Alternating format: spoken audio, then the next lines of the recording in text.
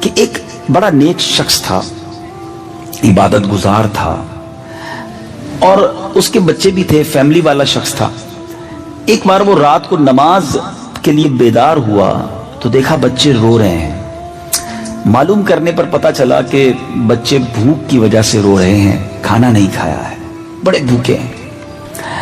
اور بیوی بچوں کو قریب بلایا اور کہا کہ گھبراؤ نہیں، کھانا نہیں ہے، مجھے پتا ہے ہم غریب ہیں، ہمارے پاس آج رات روٹی نہیں ہے، آؤ ایسا کرتے ہیں کہ سب مل کر درود پاک پڑھنا شروع کر دیتے ہیں، آقا کی بارگاہ میں درود پڑھتے ہیں، درود کی برکت سے کرم ہو جائے گا، شاید ہماری قسمت کھل جائے اور اللہ تعالیٰ اپنے کرم سے ہمیں غنی کر دے۔ یہ لوگ درود پاک پڑھنے لگے، اور جو شخص تھا نیک آدمی تھا، پڑھتے پڑھتے اس کی آنکھیں بند ہوئیں، نیند کا غلبہ ہوا، آنکھ لگی مگر قسمت جاگ اٹھی۔ نبیوں کے سلطان رحمت عالمیان صلی اللہ تعالیٰ علیہ وسلم کی زیارت ہوئی، اور آقا علیہ الصلوۃ والسلام نے فرمایا کہ کل صبح سویرے فلاں مجوسی کے گھر جانا۔ مجوسی کہتے ہیں جو آگ کی پوجا کرنے والے ہوں، غیر مسلم ہوتے ہیں اور آگ کی پوجا کرتے ہیں۔ آقا فرما رہے خواب میں کہ فلاں مجوسی کے گھر جانا، اسے میرا سلام کہنا اور کہنا کہ تیری دعا قبول ہو گئی ہے، اور اس سے کہنا کہ نبی پاک علیہ الصلوۃ والسلام کا فرمان ہے کہ جو کچھ اللہ نے تجھے عطا فرمایا ہے اس میں سے میری مدد کر۔ اس پر وہ شخص جاگ گیا، مگر حیران تھا کہ نبی پاک کسی غیر مسلم کے گھر مجھے بھیج سکتے ہیں، کسی مجوسی کو سلام کہہ سکتے ہیں، بڑی عجیب بات ہے۔ لیکن نبی پاک ہی تھے خواب میں، کیونکہ ایک بڑی خوبصورت بات آپ کو بتاؤں کہ جس نے خواب میں پیارے آقا کو دیکھا اس نے حق دیکھا، کیونکہ شیطان نبی پاک کی صورت میں نہیں آ سکتا ہے، ٹھیک ہے؟ لیکن کنفیوز تھا، پھر سو گیا، ہیزیٹیشن تھی، تذبذب تھا، ڈبل مائنڈڈ تھا۔ اب سویا، پھر خواب میں نبی پاک تشریف لائے، فرمایا جاؤ مجوسی کے پاس، میرا سلام دو، اس کو کہو تمہاری مدد کرے، اور یہ بھی کہنا تمہاری دعا قبول ہو گئی ہے۔ اب جب اٹھا تو کنفرم ہو گیا کہ آقا نے بھیجا ادھر ہی ہے۔ ایڈریس معلوم کیا کہ بھائی یہ مجوسی رہتا کدھر ہے، معلوم کرتے کرتے کرتے وہ شخص اس مجوسی کے گھر چلا گیا۔ اس کے سامنے بہت سارے نوکر چاکر تھے، بہت بڑا محل تھا، ون آف دا بگیسٹ، بہت بڑا بزنس مین تھا اس زمانے کا وہ۔ تو اس نے لوگوں سے کہا ذرا آپ سارے ہٹ جائیں، مجھے اکیلے میں ان سے بات کرنی ہے۔ سب لوگ پیچھے ہو گئے۔ یہ جاتا ہے مجوسی کے پاس اور اسے کہتا ہے کہ میں آپ کے لیے ایک پیغام لایا ہوں، اور بڑا اسپیشل پیغام ہے۔ کہا بتائیے کیا پیغام ہے؟ کہا ہم مسلمانوں کے نبی علیہ الصلوۃ والسلام نے آپ کو سلام کہا ہے۔ تو وہ کہتا ہے آپ کے نبی کو معلوم نہیں، میں تو مجوسی ہوں، میں تو ان پر ایمان ہی نہیں لاتا، میں تو مسلمان ہی نہیں ہوں، مجھے سلام کیسے کہا ہے؟ کہا ہاں، مگر نبی پاک نے مجھے کہا ہے کہ تمہیں سلام دے دوں۔ تو کہا اچھا کچھ اور بھی انہوں نے فرمایا؟ کہا ہاں یہ بھی فرمایا ہے کہ تمہاری جو دعا ہے نا وہ قبول ہو گئی ہے، اور تمہیں یہ بھی کہا ہے کہ میں غریب آدمی ہوں، تمہیں جو اللہ نے دیا اس میں سے میری مدد بھی کرو۔ اب وہ مجوسی نے کہا ہے کہ تمہیں پتہ ہے وہ دعا کون سی ہے؟ اس غریب شخص سے، اس نیک آدمی سے وہ مجوسی پوچھتا ہے کہ تم جانتے ہو دعا کیا تھی، کون سا ماجرا ہے؟ کہتا مجھے کچھ نہیں پتا، میں نے خواب میں 3 باتیں سیکھی ہیں، سنی ہیں، تمہیں سلام دینا ہے، یہ بتانا ہے دعا قبول ہو گئی ہے، تیسرا یہ بتانا ہے کہ میری مدد کرو۔ اس مجوسی نے کہا چلو اندر آؤ میں تمہیں بتاتا ہوں۔ ہاتھ پکڑا اور اپنے کمرے میں لے گیا۔ جیسی کمرے میں داخل ہوئے نا، مجوسی نے کہا اپنا ہاتھ لاؤ۔ اس کے ہاتھ پہ ہاتھ رکھا اور اشہد ان لا الہ الا اللہ واشہد ان محمدا عبدہ ورسولہ، کلمہ پڑھا، کہتا ہے گواہی دیتا ہوں اللہ کے سوا کوئی معبود نہیں، اور محمد صلی اللہ علیہ وسلم اللہ کے آخری نبی رسول ہیں۔ اب جب یہ گواہی دے دی، مسلمان ہو گیا، تو اب اس نے کہا کہ تمہیں معلوم ہونا چاہیے کہ میں نے ایمان لایا ہوں، ماجرا کیا ہے، مگر رکو پہلے۔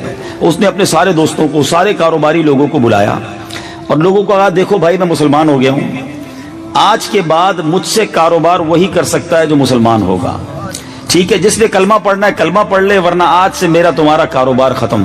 کئی لوگوں نے کلمہ پڑھنا شروع کر دیا، کئی لوگ مسلمان ہو گئے۔ وہ اتنا بڑا تاجر، اس نے توبہ کر لی، اور لوگ توبہ کرنے والے ہو گئے، نوکر چاکر ایمان والے ہو گئے۔ اب اس نے اپنے بیٹے کو بلایا، کہا بیٹا دیکھو تیرا میرا رشتہ ضرور ہے، مگر اب میں مسلمان ہو گیا ہوں، اگر تو مسلمان ہو جاتا ہے تو ٹھیک ہے، ورنہ آج سے تیرا میرا تعلق بھی ختم۔ بیٹا کہتا ہے ابا جان میں آپ کی مخالفت کیسے کر سکتا ہوں، آپ نے ایمان قبول کیا، میں بھی اسلام قبول کرتا ہوں۔ بیٹا بھی مسلمان ہو گیا، بیٹی کو آواز دی۔ اچھا کمال یہ ہے کہ یاد رکھیے مجوسی جو مذہب ہے نا، اس میں بیٹا اور بیٹی، بہن اور بھائی کی شادی ہو سکتی ہے. باپ نے کچھ دنوں پہلے ہی اپنے بیٹے اور بیٹی کی شادی کی تھی، تو بیٹی کو بلا کر کہا کہ بیٹی میں جو ہے وہ ایمان لے آیا ہوں، تمہارا شوہر بھی جو میرا بیٹا ہے وہ بھی ایمان لے آیا ہے، اور اسلام میں بھائی بہن کی شادی الاؤ نہیں ہے، اب تم بتاؤ تم نے کیا کرنا ہے. کہا ابا جان جس دن سے بھائی سے شادی ہوئی ہے اس دن سے مجھے دل سے اچھا نہیں لگ رہا کہ یہ کیا ہوا ہے.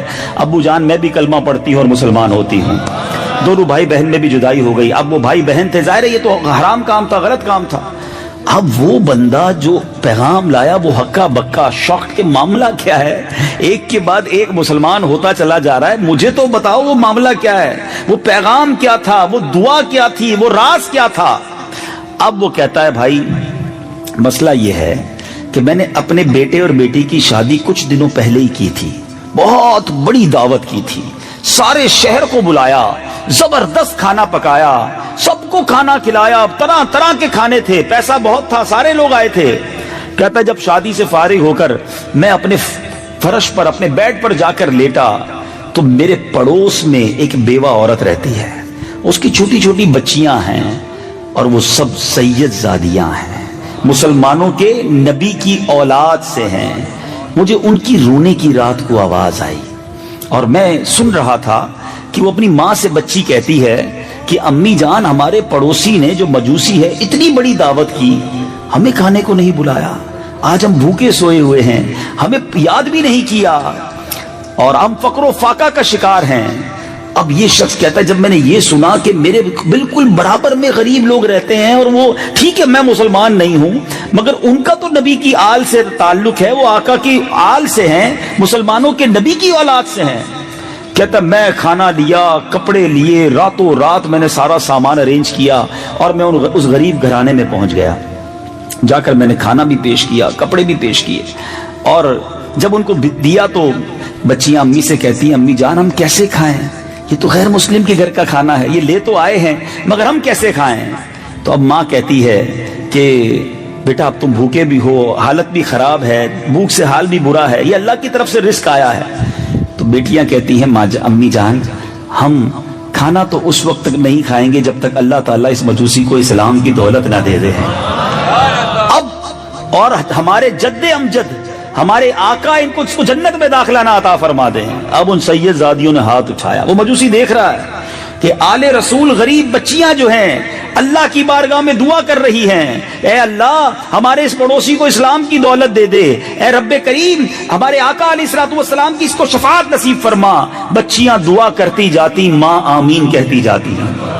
اب یہ مجوسی جو ہے واپس آ گیا، کہتا ہے میں تو ابھی آیا ہی ہوں، رات سویا ہوں اور صبح تم نبی پاک کا پیغام لے کر آ گئے ہو اور آقا نے کہا ہے دعا قبول ہو گئی ہے. تو سنو ایمان تو تمہارے سامنے قبول کر لیا ہے، اب امید ہے جنت میں بھی نبی پاک ساتھ ہی لے جائیں گے.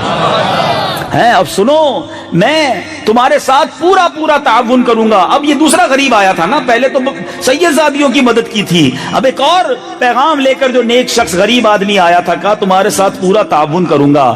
دیکھو میں نے اپنے بیٹے بیٹی کا نکاح کیا تھا، آدھا مال تو انہیں دے دیا تھا، آدھا اپنے پاس رکھ لیا ہے، اب تو پھر دونوں میں جدائی ہو گئی ہے.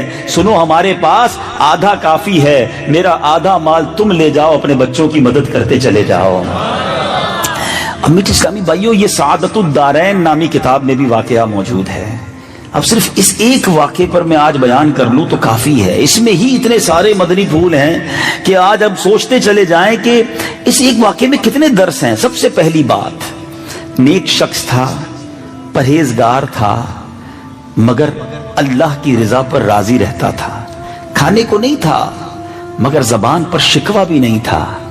یہ نہیں کہتا تھا یا اللہ میں نمازیں بھی پڑھتا ہوں، میں درود بھی پڑھتا ہوں، میں روزے بھی رکھتا ہوں، مگر بچوں کو کھانے کو بھی تو نے کچھ نہیں دیا. شکوہ نہیں تھا، شکایت نہیں تھی، اس حال میں بھی رب کی رضا پر وہ راضی تھا. شاعر لکھتے ہیں نا، زباں پر شکوے رنج و علم لایا نہیں کرتے، زباں پر شکوے رنج و علم لایا نہیں کرتے، نبی کے نام لیوا غم سے گھبرایا نہیں کرتے.